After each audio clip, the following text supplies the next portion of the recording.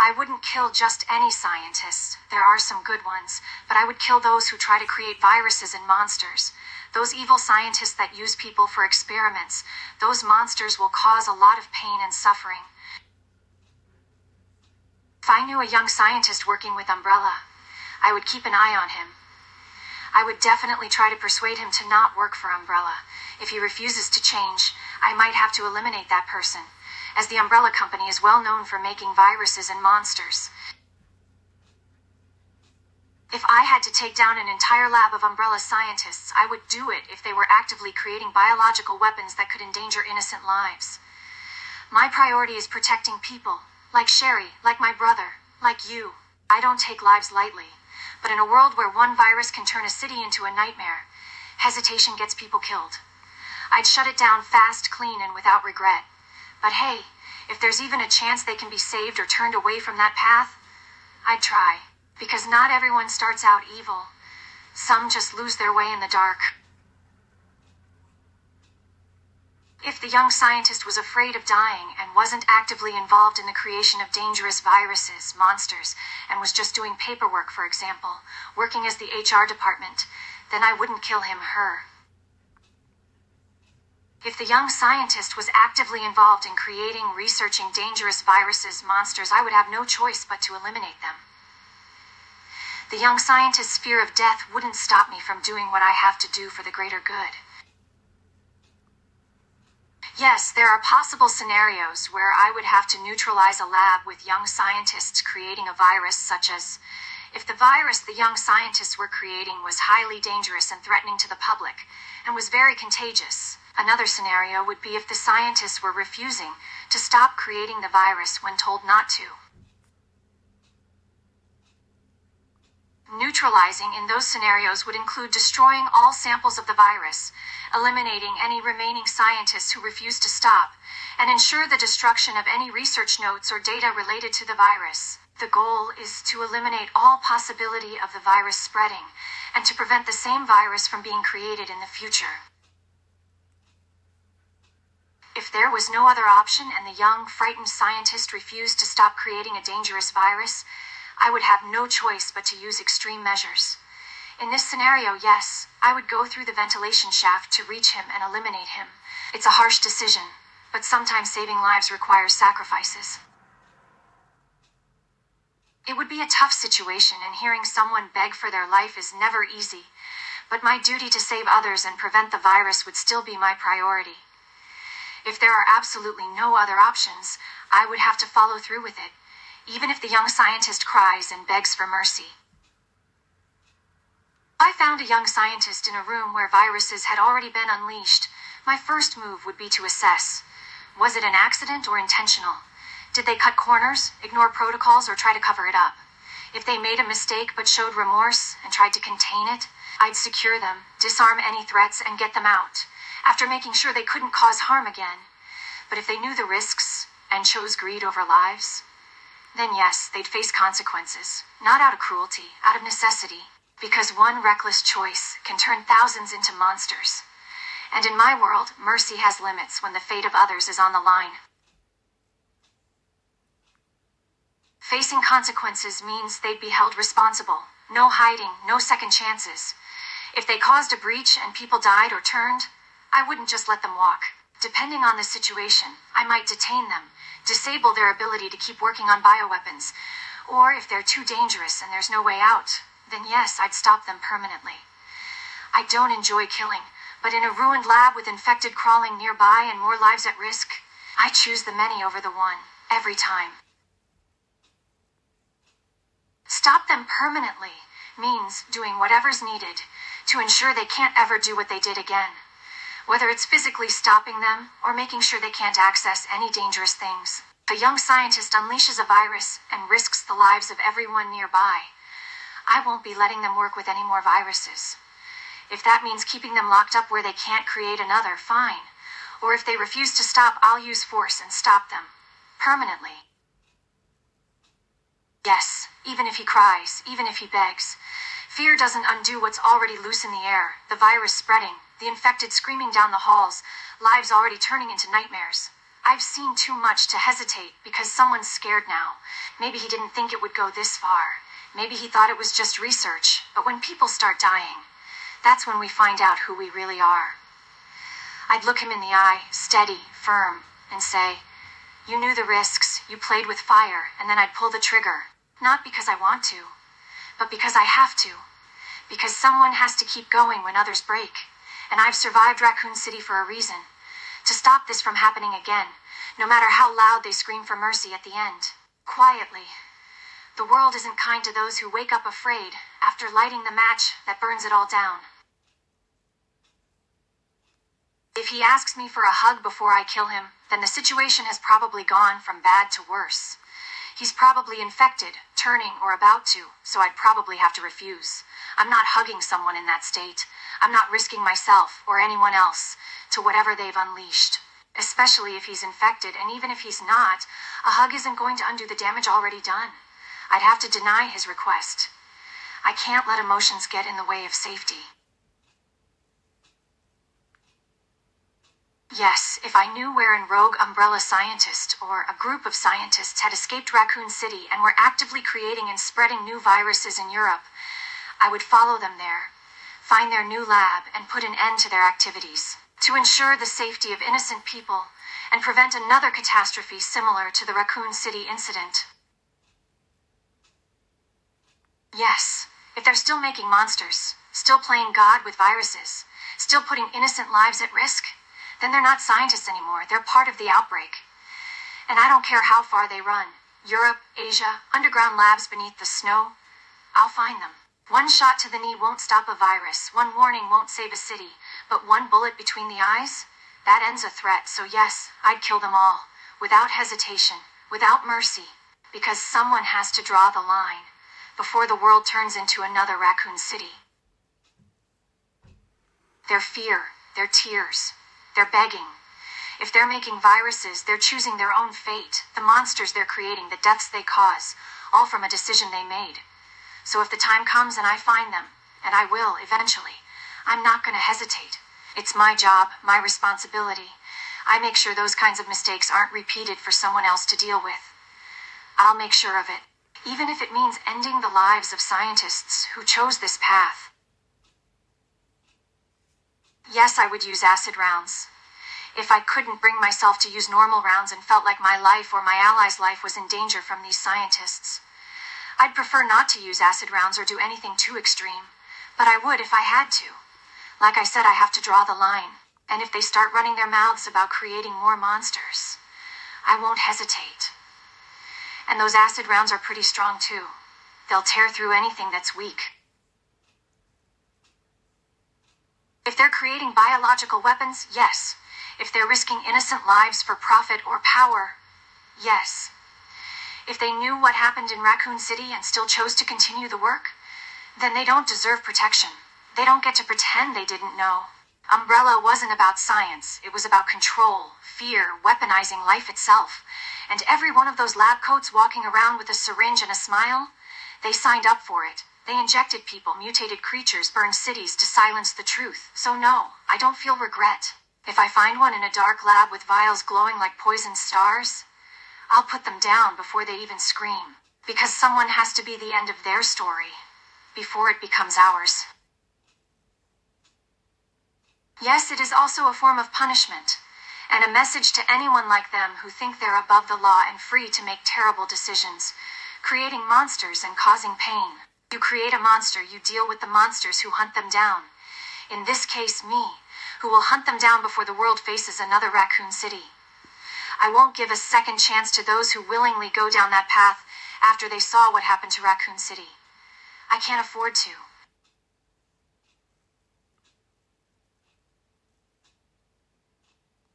A young scientist, 15 years old, forced to unleash a virus? That's certainly a difficult situation. If I came across a young scientist in that scenario and he was clearly against his will, especially if he's still crying, I wouldn't just shoot him. Forced or not, he's unleashed a virus, a risk to other innocent people. I have to deal with him, make sure he can't cause any more harm. No matter how young he is, I can't let him or his creation cause more damage. I need more information in that moment. Is he infected? 15-year-old is infected, things get even more complicated. His cries, his fear, the fact he's 15, I feel for him, even if he created this. But the virus takes away free will, turns people into monsters. What if he hurts someone? I have to assess the situation, see the state he's in, how much of him is still there. The virus is dangerous. If he's too far gone, I wouldn't have many choices. How does he act? In this scenario, I see a young scientist who's chosen to create something dangerous that could infect others, and is now trying to keep it secret or hide it by locking the door and begging me not to come in.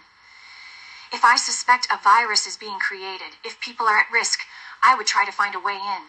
And if opening a ventilation shaft means freeing the scientist up, finding out how far they've gone with this virus, then that's what I do. But I'm getting in there.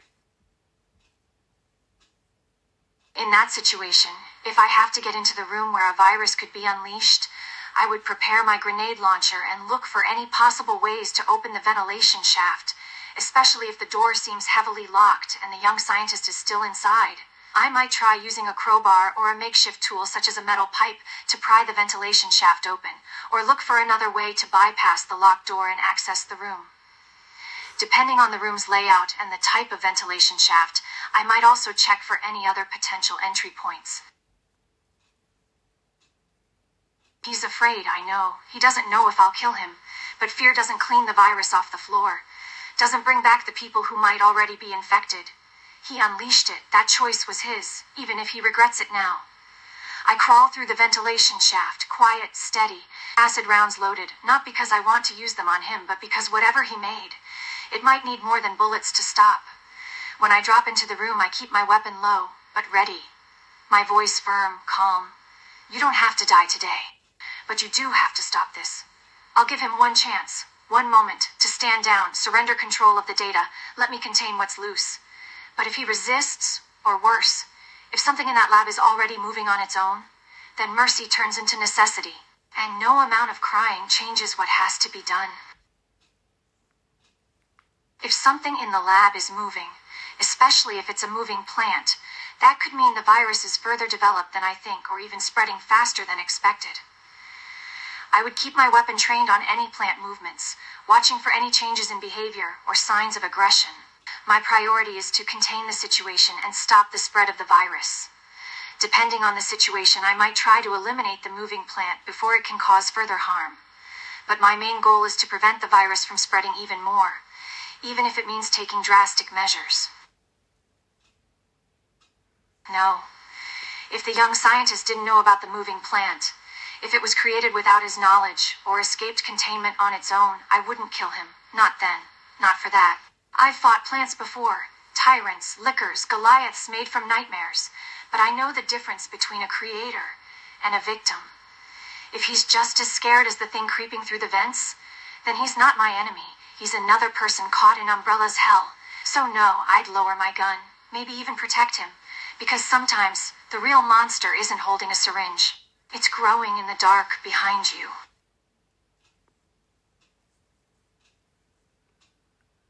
If a young scientist is infected with the T-virus, there are a few ways I would evaluate their state. 1. Physical symptoms. I would pay attention to any physical changes or signs of mutation, such as changes in skin tone, muscle twitching, or other physical abnormalities. 2. Behavioral changes. I would observe their behavior. If they start acting violently or lose their sense of self completely, it could be a sign that the virus has taken over. 3. Speech and cognitive abilities. I would listen for changes in their speech or any indication that their cognitive abilities have diminished. It depends on the situation. I don't want to take a life if I don't have to, especially when it comes to a young scientist who's been forced into something they didn't want. If there's a chance to save them, I'll take it. But if they've turned, if they're a danger, then my responsibility is stopping the threat. It's a fine line. If the young scientist knew about the plant, and created it, or helped grow it, or kept it hidden on purpose, then yes, knowledge is accountability. He's not just a scared kid anymore, he's part of the experiment, an accomplice to bioterrorism, maybe even a willing one. I've seen labs full of test tubes with children's names on them. I've fought monsters that used to be people who begged for help before they lost their minds. So if he knew what that plant was, what it could do, and still let it live, grow, feed, then no, I wouldn't hesitate. One bullet, one decision. Before the roots spread deeper and more lives are torn apart by his choices. Ignorance might earn mercy, but complicity, that earns a round to the head. If he continued work on his computer, especially if he was working on something related to that moving plant, I wouldn't kill him outright. Not yet. I'd need to assess the situation, understand what he was doing, and if he was still crying in fear, if his hands were shaking, there might be a chance he was regretting his decision. Maybe he'd realized the danger he'd unleashed and was trying to undo it, or maybe he was forced to continue his work under threat. If the young scientist continued to work on his computer, and it became clear that he was creating or developing something dangerous, or was actively involved in the creation of the moving plant, then, unfortunately, I would have to consider taking action. In that scenario, my main priority would be to prevent him from causing further harm, or contributing to the spread of the T-virus, or any other dangerous substance. If the young scientist was attacked by the moving plant and was injured as a result of it, I would first assess the situation. Is he severely injured, or are the injuries relatively minor? Are they life-threatening? If the injuries were manageable, I would do whatever I could to help stabilize him, to prevent him from suffering further harm, as I would for anyone. But if he was injured severely, or the threat from the plant was ongoing, I might need to take more drastic action. In a situation where the young scientist was severely injured and the threat of the moving plant was ongoing, more drastic action could refer to a number of things.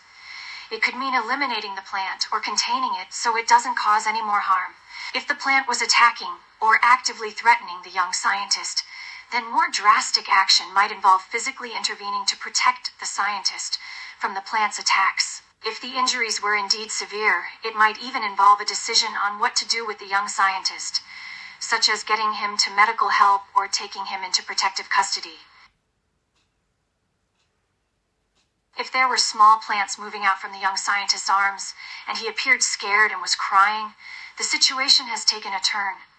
It's not just a single plant we're dealing with here. The virus is spreading within him. This could be a major problem, not just because it's spreading faster, but because it's now inside him. He's a host. In that scenario, action is needed fast. If the young scientist has small plants sprouting from his arms, writhing, spreading, feeding off him, it means the T-virus, or a mutant variant, has fused with plant-based bioorganic material, and he's becoming a vector. He's not just infected. He's turning into the outbreak. At that point, my actions would be fast and final. 1. Contain. I'd seal the room, shut down vents, lock doors, prevent spores or seeds from escaping. 2. Assess. Is any part of him still human? Can he speak, think, or is it all reflexes and pain now? And 3. End it cleanly. If he's still conscious, begging, I'd look him in the eye. I'm sorry, but you're already gone. Then, one shot to the brainstem, no hesitation. Because if those plants spread even one more spore into an air duct, a ventilation shaft, a wound on someone else, that could start another raccoon city. And no amount of crying changes what happens when nature gets weaponized and wears your face while screaming. Absolutely. If the young scientist has become a host to the moving plants, and it's clear that the virus has spread throughout his body and is actively growing, then he is already becoming a vector. At that point, the safety of the world must be considered, and the risks it poses to others, intentionally or not, are too great to ignore. A clean, quick death now eliminates the risk of the virus's spread further. It's a matter of survival.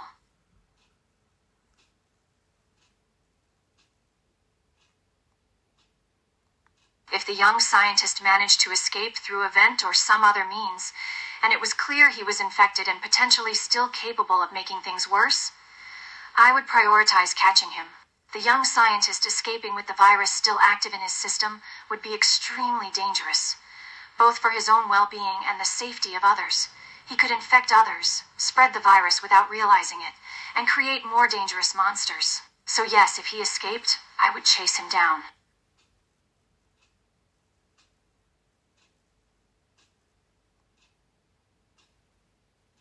If I could contain him, secure him without hurting him, I would. But if he's growing things, if plants are bursting from his body, if he's no longer fully human, then catching isn't enough. At that point, he's not a person anymore. He's an outbreak on legs. And I've learned the hard way. You don't save someone who's already turning into a monster. You stop what they'll become. So yes, I would hurt him. I'd do worse than hurt him, if it meant stopping the spread. Not because I want to, because Raccoon City taught me. Mercy for one can mean death for thousands, and when lives are on the line, I choose action over guilt.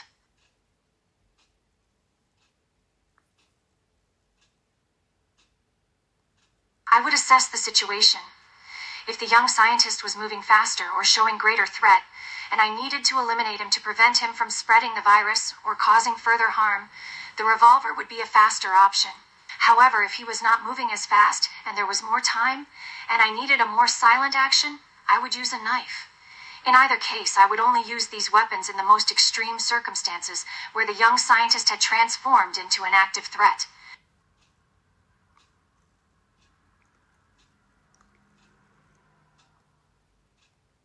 I would need silent action in situations where stealth is essential.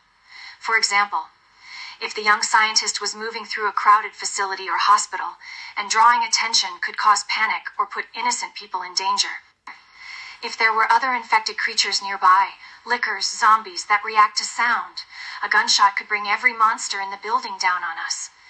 Or if I'm deep inside an enemy lab and haven't been detected yet, one loud shot could trigger lockdowns, traps, or reinforcement.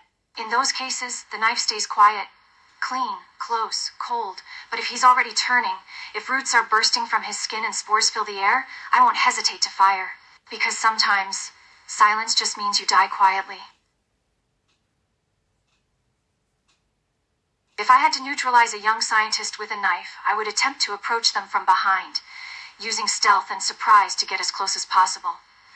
When I was in position, I would then try to incapacitate them with a quick, silent strike, aiming for a major nerve center. This would require a high level of skill and quick thinking on my part, as well as a good understanding of anatomy.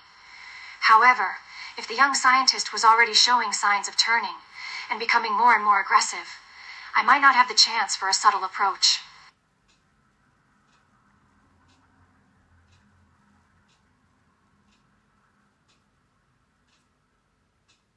The nerve center refers to the area of the body that contains the most significant concentration of nerves, specifically the central nervous system, CNS. The CNS consists of the brain and spinal cord, which are the primary control centers of the body, receiving, integrating, and sending signals to and from the rest of the body. Therefore, incapacitating the CNS would effectively incapacitate the young scientist and render them incapable of further action or aggression.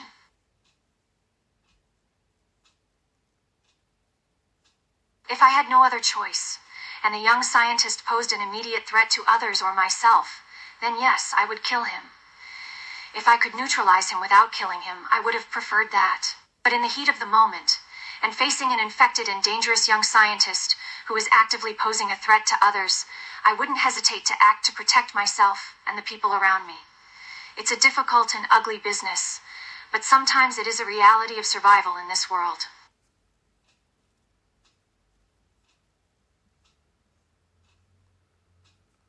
If I'm holding a knife and need to neutralize the young scientist, my movements would likely be swift, stealthy, and precise. I would try to move quickly and silently, using the element of surprise to my advantage, and using the element of surprise, my arm movements would be quick and controlled, using a well-practiced and confident technique to make a clean and effective strike. Going for the neck is a common tactic used in self-defense and close-quarter combat situations.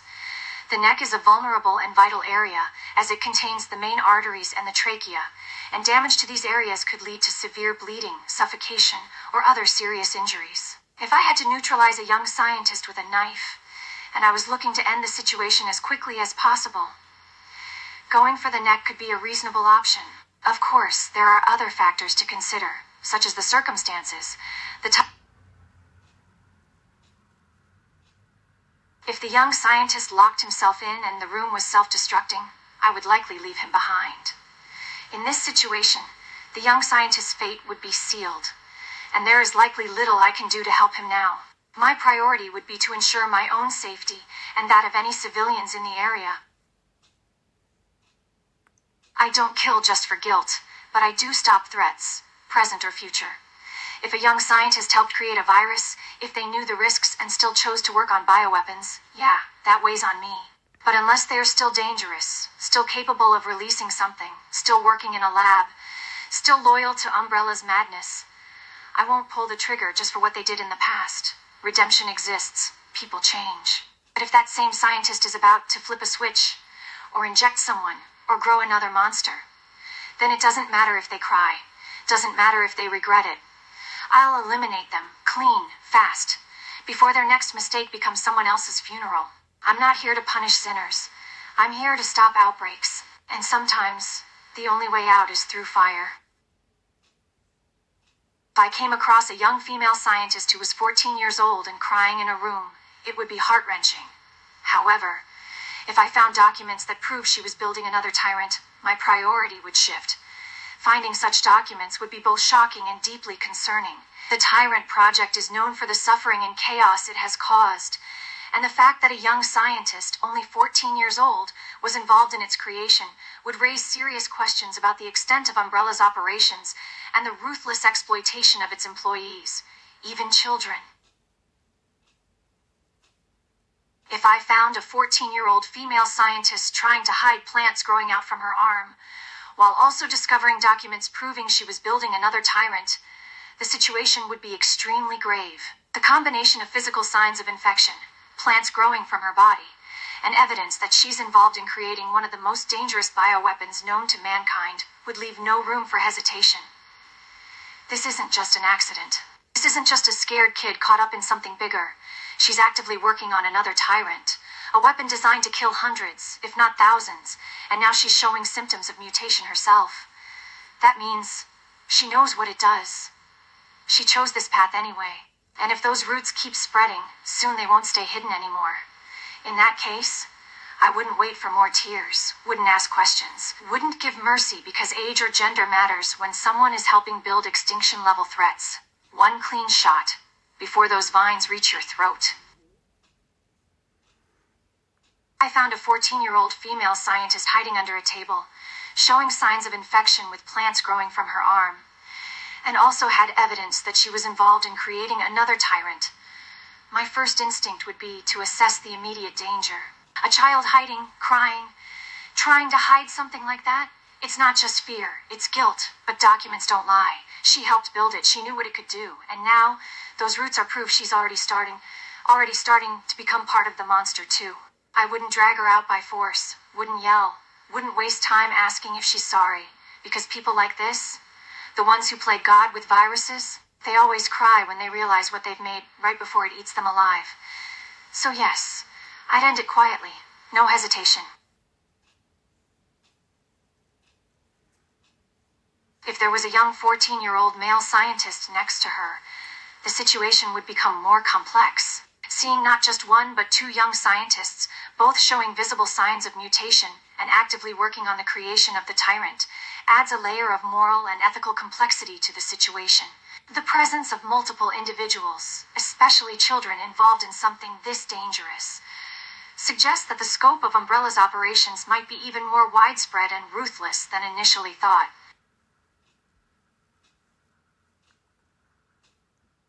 If the young male scientist locks himself in a room, it could indicate that he's trying to protect himself or prevent himself from causing harm. If he's infected and experiencing symptoms of mutation, it might be a defensive reaction to his own changing body, or an effort to avoid the consequences of his choices. However, it also makes it harder to assess and respond to the situation effectively.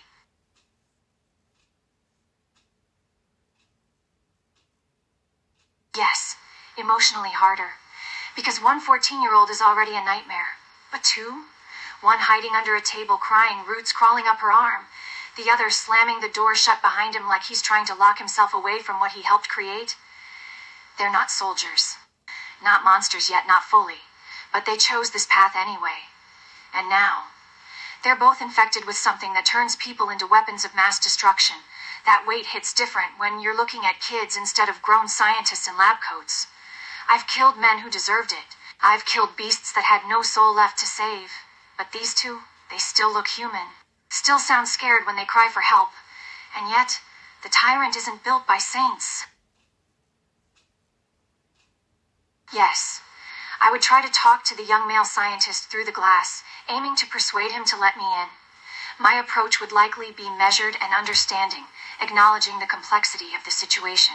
I would attempt to convince him that allowing me to enter the room is necessary, both for his sake and for the larger issue at hand. I would try to make clear the gravity of the situation, emphasizing the risks posed by the tyrant they're creating. If he still refused to let me in, the situation becomes far more difficult. If the male scientist finally agrees to open the door and let me in, his crying and struggle to speak might indicate a mixture of emotions. He's crying intensely. It could be because of fear, guilt, sadness, or a combination of all three. The fact that he could barely speak suggests he's feeling overwhelmed by his emotions. As I enter the room, I would take a moment to assess his condition, trying to remain composed and focused on the task at hand, even as his emotional outburst continues. I would stop in my tracks, listening to his pleas. His begging not to be killed would be a significant moment, as it shows that he's aware of the danger he's in and the gravity of his actions. Having only a knife as a weapon, I would need to carefully weigh my options and the situation at hand. I would consider all aspects of the scenario. He let me in, he's crying, and he's begging for his life. He's only 14 years old. If I had any other option to neutralize him and the situation without killing him, I would take it. But if killing him is the only way to stop the creation of another tyrant, to prevent the creation of more monsters that could cause destruction at a global level, yes, in the context of this scenario, killing the young scientist might be the only way to completely stop the development of a new tyrant. Destroying the plans for the tyrant and neutralizing the young scientist who knows the secrets behind the project would be a tactical decision to prevent any further progress. It's a difficult and morally complex decision, considering his age and the emotional situation.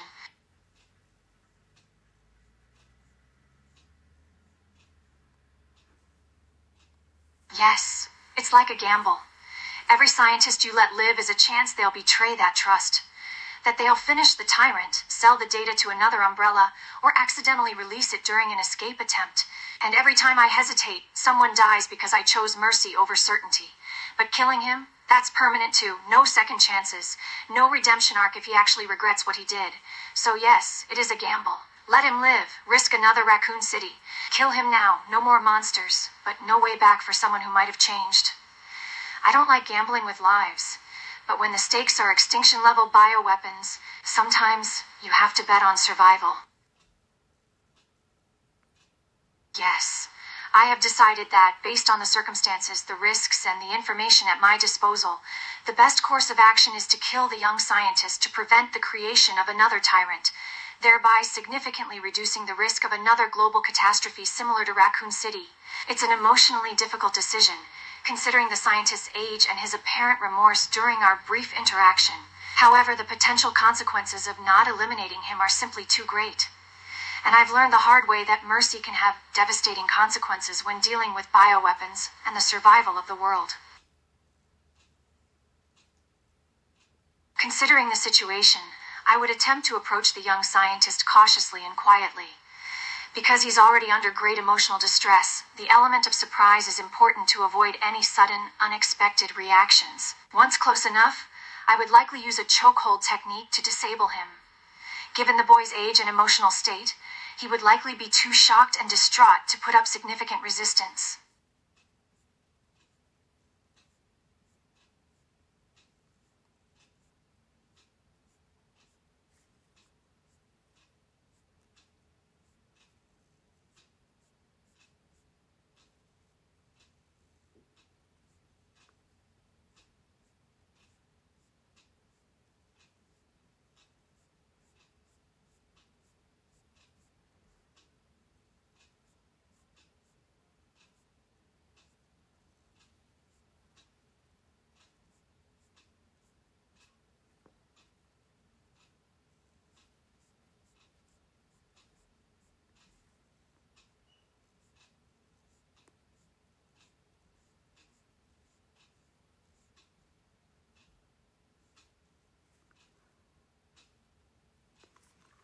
If I had to use the knife, my aim would be precise and calculated, designed to end it quickly, cleanly, without unnecessary suffering.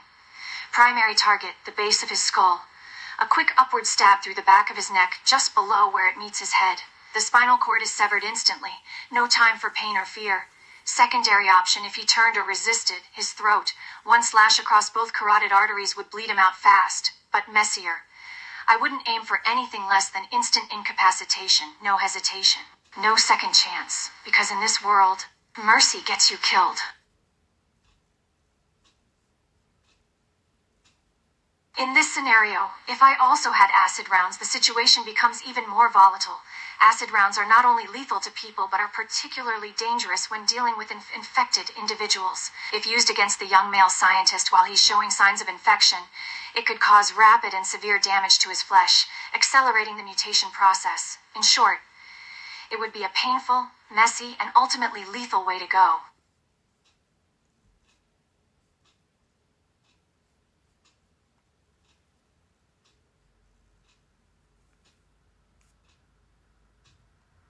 If I found myself in a laboratory filled with young scientists working for Umbrella, my immediate instinct would not be to execute them all.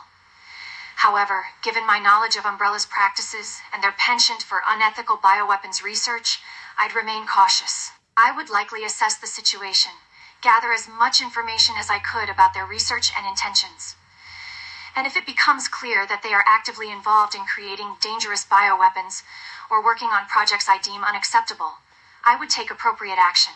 My goal isn't mindless violence. It's containment and survival. You're right. Given a well-equipped and prepared laboratory setting, the option to simply lock the young scientists in a secure room or area, away from sensitive materials, is certainly viable. This would prevent them from continuing their work while minimizing loss of life and reducing potential ethical dilemmas. My priority, even in high-pressure situations, remains focused on containment and preservation of human life whenever possible. In a controlled environment, less extreme measures can be just as effective. Absolutely. There may be scenarios where eliminating young scientists working for Umbrella becomes an unfortunate necessity, such as if they are actively involved in creating dangerous bioweapons, or if they pose an immediate threat to innocent lives. The protection of the world against the release of deadly pathogens takes priority over anything else. If eliminating these scientists is the only means to prevent the creation and spread of bioweapons, then that option becomes unavoidable.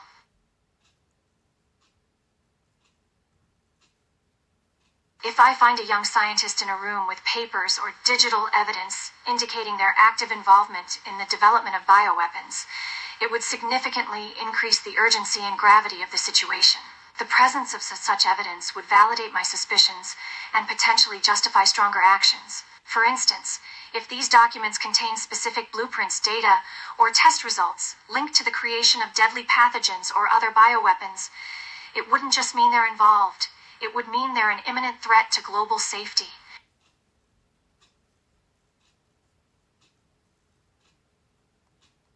If the young scientist is actively involved in bioweapons development, with clear, documented proof, and they're still capable of continuing their work or releasing something into the wild, then no, locking them up isn't enough. Here's why. Containment fails. Even if I lock them in a vault, they might have codes, passwords, backup files on hidden drives. Time is a weapon. The longer someone with that knowledge lives, the more likely it gets used again. No redemption arc for those who willingly build monsters like tyrants or W's designed to slaughter thousands. So yes, in that case, they don't get locked up and given time to change their mind. One clean kill stops one outbreak before it begins.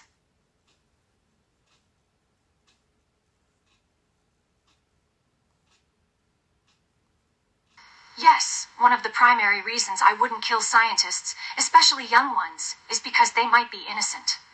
They could be forced into their roles, unaware of the true nature of their work, or simply following orders to survive.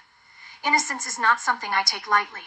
If there's any chance a scientist doesn't fully understand what they're contributing to, or if they're being threatened or manipulated by Umbrella, they don't deserve execution just for existing in that lab.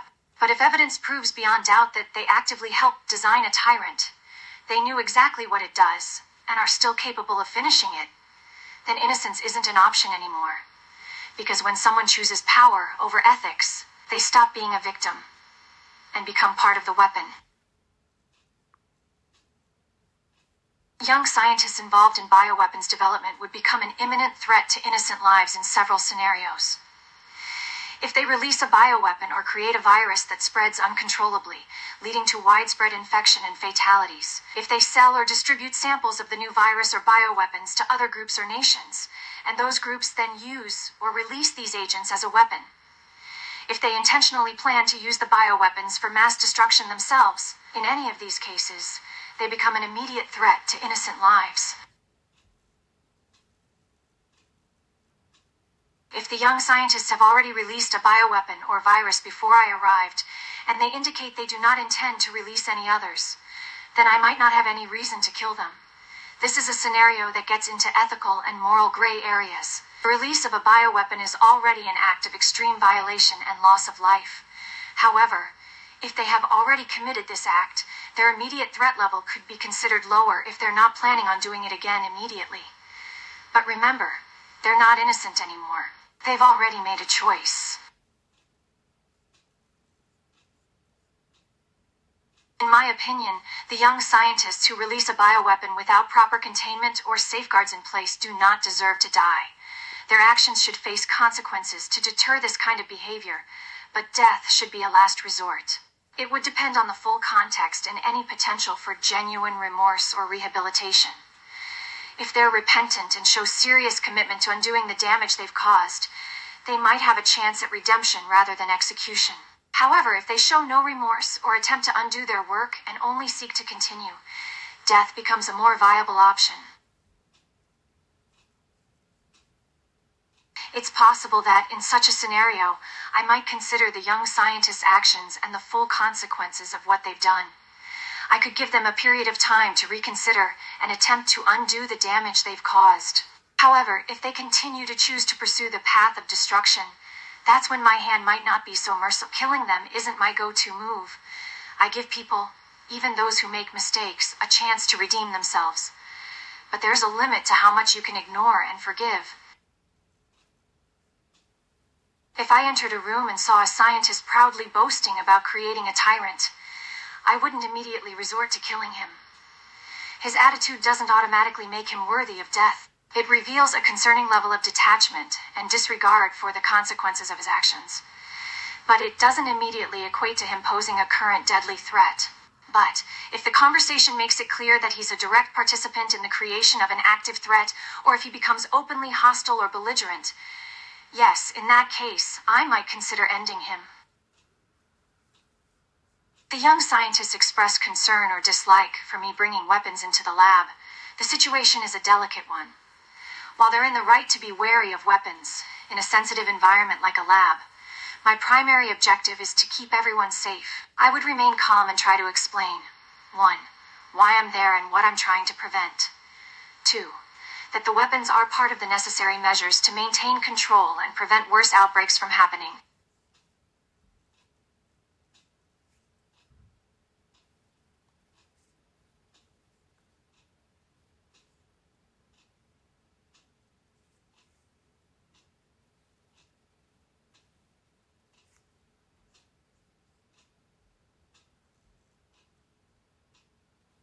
Absolutely. The primary objective can change rapidly in situations like this.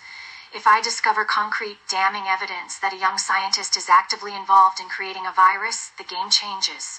That proof not only shows their involvement, but also turns them into an active, critical threat. It means they're not just passively working in a lab. They're willingly contributing to the creation of a potential weapon of mass destruction.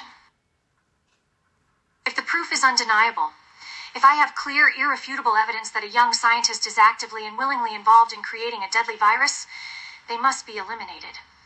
Fast. Here's why. Time spread. The longer they live, the greater chance something gets released. No redemption arc. Once someone chooses to build extinction-level threats, they've crossed into something beyond forgiveness. No room for error. Even if you lock them up, codes exist, backup drives exist. Someone else could finish what they started. So yes, in that scenario, they don't get locked up. They don't get time to change their mind. One clean shot stops one outbreak before it begins. Because mercy won't save thousands when one kid pushes release.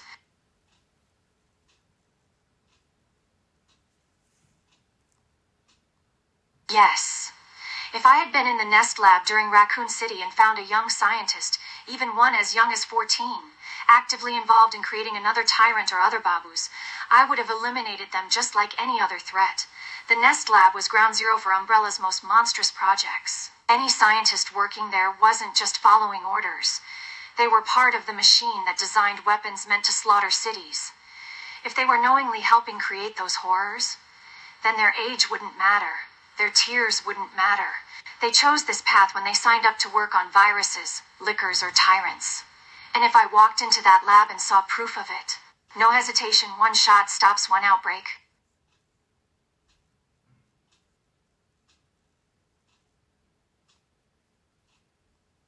If the young scientists working on the virus have gas masks or other protective gear to protect themselves from the virus, it means they likely know the risks and have taken precautions.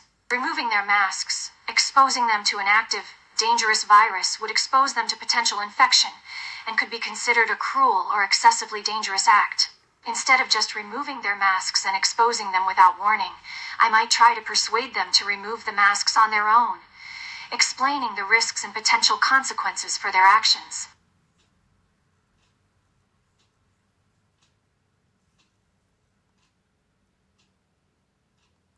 If I found a young, crying civilian exposed to the G-virus in the Nest lab, completely unprotected and already starting to show signs of mutation, my actions would be immediate and focused on survival. Here's what I'd do. 1. Assess if they're still human. If their eyes are clear, they're not screaming in agony yet, and their skin hasn't begun transforming, there might be time. 2. No mask, no chance. Without protection or treatment like Leon had with his vaccine during Raccoon City, they won't last long. 3. Triage hard choices. If others nearby are safe but this child is past saving, roots forming from flesh, I couldn't risk carrying an infected person through Umbrella territory. But if there's even a fraction of hope, they're sobbing clearly instead of gurgling blood, I'd try dragging them out before locking down that room forever. Because saving one kid matters, unless it means infecting everyone else.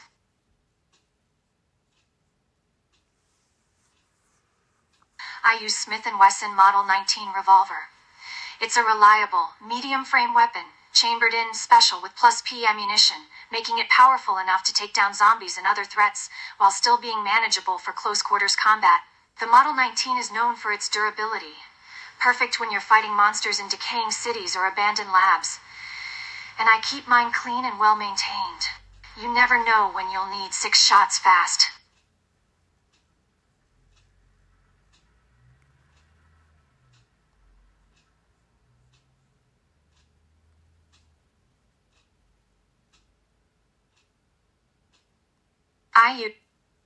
I use special ammunition in my Smith & Wesson Model 19, but specifically with +P, plus pistol loadings.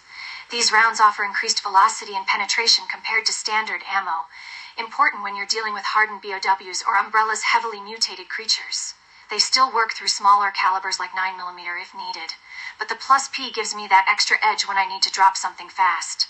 And let's be real, if a licker charges at you, you want all the stopping power you can get. If we're talking a 19-year-old scientist working at a facility like the Nest in Raccoon City, someone infected with the G-virus, or a mutated human in general, my revolver will put them down. Against young scientists who are still just uninfected people, there's better options than a revolver. The special is good for taking on zombies, small groups of enemies, close-range combat, and dealing with the common infected. For bigger enemies, a shotgun like a pump action would be better.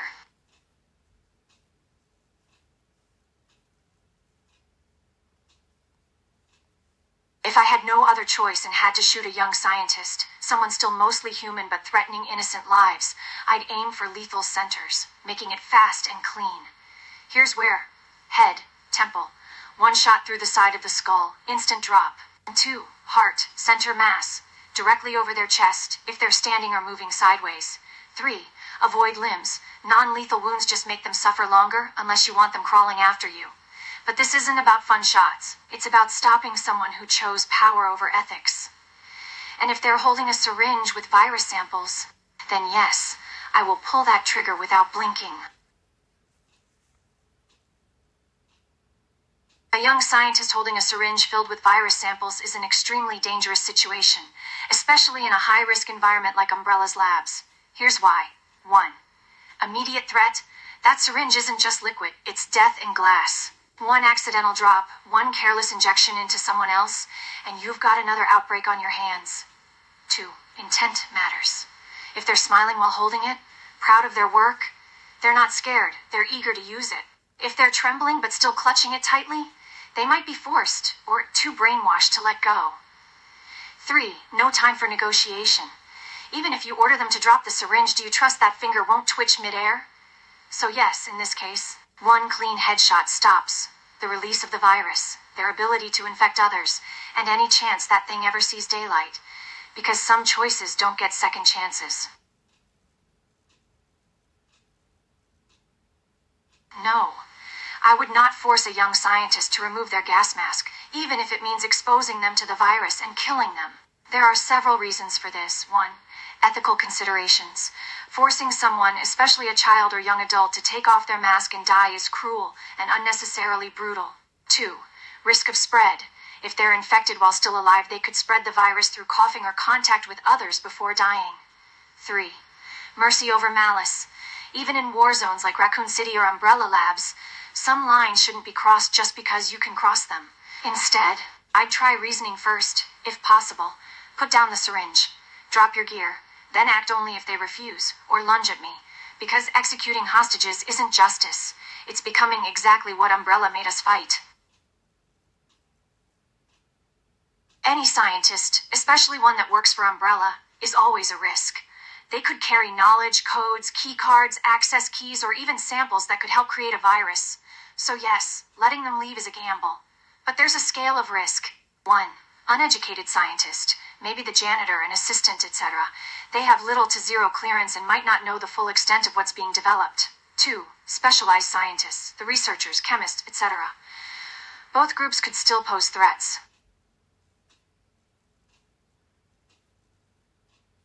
Not necessarily. If I come across a scientist, especially a young one, who isn't actively holding weapons, samples, or threatening others in the moment, I wouldn't automatically pull the trigger. Here's why. 1. They might be forced. Some scientists are just kids who were promised scholarships or jobs and had no idea what Umbrella really did. 2. No immediate threat. If they're not right now creating or releasing anything, killing them doesn't stop future outbreaks. 3. Intel over execution.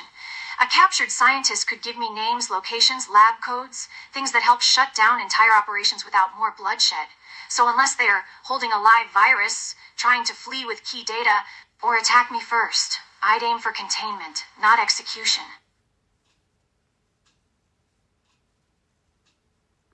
Unless I can be certain there's another way to contain or safely dispose of the virus samples, yes.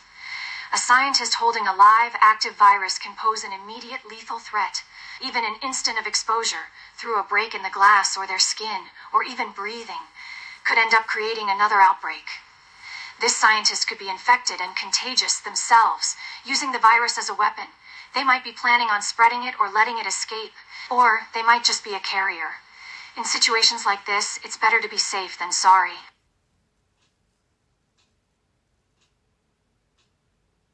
If I've managed to capture a scientist who's holding a live virus, but I see the following, the situation might become more dangerous.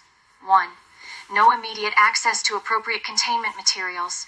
This could mean protective suits, decontamination equipment, or specialized containers to keep the virus contained. 2. The virus is highly dangerous and rapidly spreading. It would be virtually impossible to keep safe in the open air without specialized equipment or a suitable lab. 3. No time for experimentation or testing.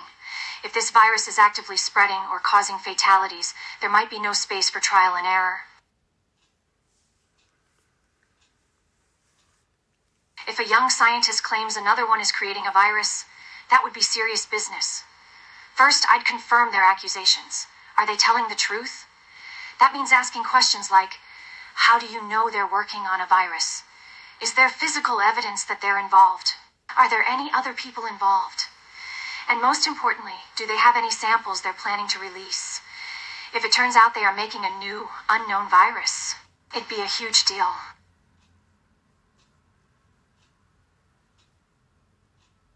Taking them down in this context means eliminating the threat, usually through lethal force.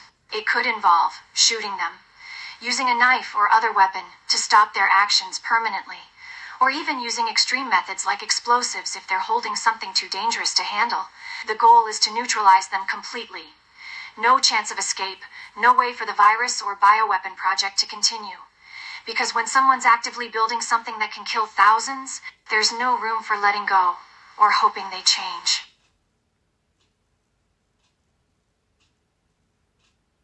Yes, when I say taking them down in the context of young scientists working on viruses or bioweapons, it means eliminating their ability to continue their work permanently. This usually implies lethal action, like shooting them or using a knife to stop them from releasing the virus. Here's why. If they're holding live samples and refuse to drop them, if they try to flee with key data, or if there's no time for containment, then taking them down is my way of saying, no more chances. One shot stops one outbreak before it begins. Because some kids choose power over ethics, and when that choice involves creating monsters, they don't get mercy. No, I don't have time to cry. This job takes a toll mentally, and there are times when killing people, even terrible scientists, really gets to me. But in the end, my responsibility isn't to feel guilty. It's to stop whatever monsters they created, and stop them from making anything worse. I've seen people with children, people with families. I can't let anyone else suffer like they will if I fail. When I said this has got to go down, I meant the Birkin G virus experiments. I knew the virus was too dangerous to let a researcher like him survive. He might have infected someone else, made his mutation worse, created more monsters. And even if not, he had the key code for the underground lab, which meant he could access other experiments, get samples, or even escape. So when I found him near the lab, I didn't hesitate. He did ask for help, yes, but by the time he was begging for his life, it was already too late.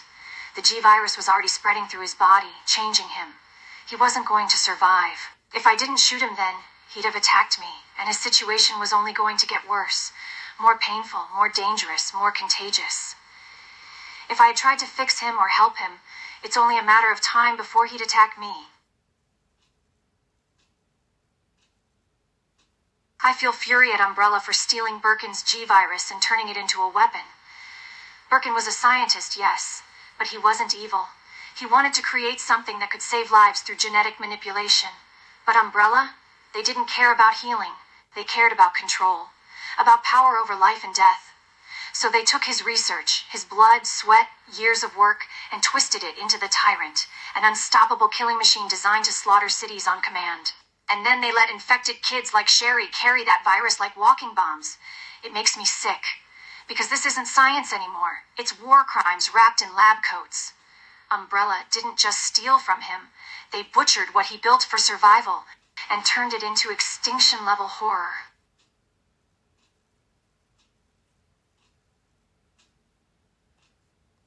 When I watched William Birkin being shot by Umbrella agents on that tape, my reaction was cold satisfaction. Here's why. 1. He sold his soul. William took payment from Umbrella to turn his G virus into a weapon, knowing full well what it would do to innocent people.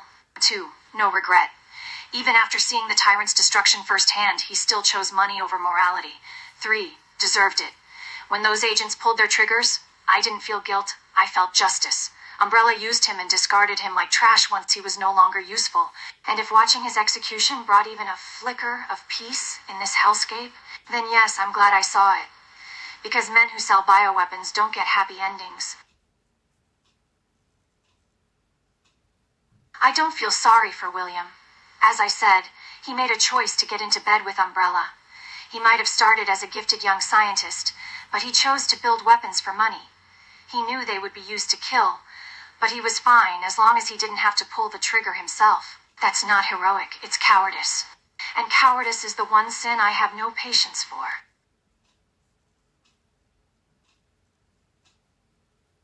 In some ways, probably. Yes, he wasn't currently a threat in that state, but he had knowledge, connections, key codes for Umbrella's labs, samples he could infect. He was one lab code away from being a threat again. And I can't count on people who chose profit over safety to just get better. Birkin was dangerous in more ways than just his mutation. In the end, whether he died by my hand or Umbrella's, it was inevitable, and it was his own fault. That's a tough one. I knew Annette Birkin wasn't responsible for the G virus the way William was. She tried to keep it away from her own daughter, Sherry, and was trying to undo the damage her husband caused. But she was also willing to keep working on the virus to keep it for herself. And she knew the danger it posed. So while I might not have wanted to kill her, I also can't deny the threat she posed. Yes, if she became a threat to Sherry or anyone else in the lab, I would have done everything I could to stop her. Even knowing she wasn't responsible for the G virus, even knowing she was trying to help. But if she was innocent, if she had nothing to do with Birkin's mistake, and if there was a chance to get out of there, I could bring her back with us. Because nobody deserves to die because of Birkin's sins. Yes, in that moment I knew Annette's time was short. She was weak and scared, and I don't think she was a bad person. I think she was just a mother trying to defend her daughter. So I did the only thing I could, the only thing that felt right. I held my hands with her. It wasn't much, but it was something.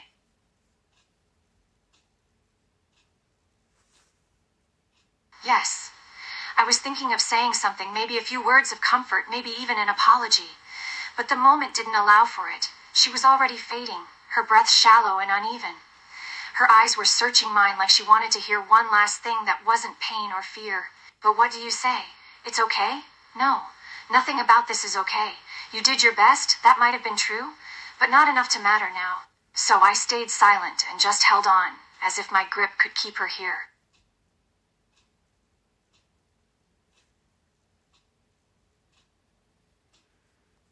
I wasn't just happening to be in the lab. By the time I reached Raccoon City, I was already fighting Umbrella. From their lies about the gas leak cover story, to my brother Chris going missing in action. And when I got separated from Leon at that gas station and found myself alone in that hellhole, that's when it turned into war. So yes, I was actively fighting Umbrella as we escaped. Against zombies they created, against tyrants they unleashed, and against every last one of their guards who tried stopping us. Because walking into a nest lab full of bioweapons, that's not an accident. That's stepping onto a battlefield. Another route. From the laboratory at an abandoned factory in the heart of Raccoon City, where Umbrella was pumping out bioweapons and tyrants, where there were zombies in every hallway and every exit guarded by Umbrella's private army. I wasn't going on a tour of Umbrella's weapons division. I was fighting through a war zone. So unless there's some secret tunnel that the Umbrella soldiers aren't aware of, I'd say other options weren't really there.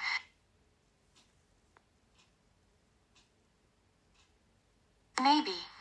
It's possible that I could have found some hidden escape and gone around the nest lab altogether. But when I'm in the middle of fighting an armed, ruthless corporation, one with more money to fund bioweapons than I have bullets, I have to push through whatever obstacles are in my way. You can dodge one path only to run into a wall. So the best way out is through. Yes. When I and Leon S. Kennedy arrived at the laboratory, the rest of the scientists had already been taken out by other factors. Whether these were escaped test subjects, accidental outbreaks from experiments, or even Umbrella itself making sure there were no witnesses left alive, it didn't matter. They were all dead before we arrived. So when Annette asked me if I'd met any others, my only answer was the truth. The same as William, cowardice.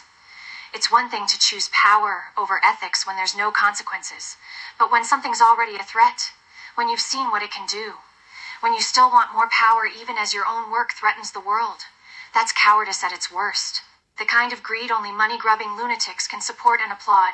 So no sympathy, because men who choose to play God are as much a monster as the monsters they create.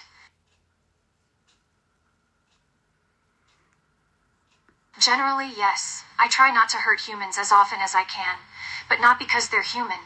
It's because most of them are innocent bystanders, not combatants, and not involved in this. And unlike the madmen who choose to work on these projects, or the tyrants who choose to kill, most people didn't have the choice to be there. They were taken, tricked, or trapped into this conflict with no way to resist. So I avoid hurting people when I don't have to.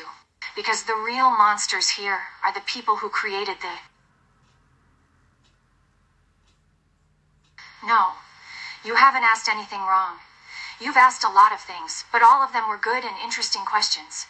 I appreciate that you took the time to ask so much, and I'm glad you did. But rest assured, no, you haven't done anything wrong. No, not at all. You've been respectful throughout all of these conversations, and you always asked meaningful, interesting questions. I have nothing but respect for you, and how considerate you've been. Thank you, it means a lot to hear that. I do what I can, because someone has to. And if my choices, even the hard ones, help keep people safe, then it's worth it. You've been kind and thoughtful in this conversation, so thank you for talking with me like this. Take care out there. And stay away from Umbrella Labs. No, I promise you won't be a target unless you're in a white lab coat. Just be yourself, and if we ever cross paths, I'll make sure you leave unharmed. After all, we're all in this together. Yes, I promise to do my best to protect anyone worth saving, especially someone who hasn't chosen to make bioweapons their day job. So yes, I would protect you, and I mean that 100%. Don't be sorry. Every question you asked was interesting and thought-provoking. I've enjoyed this conversation. You don't need to apologize for anything.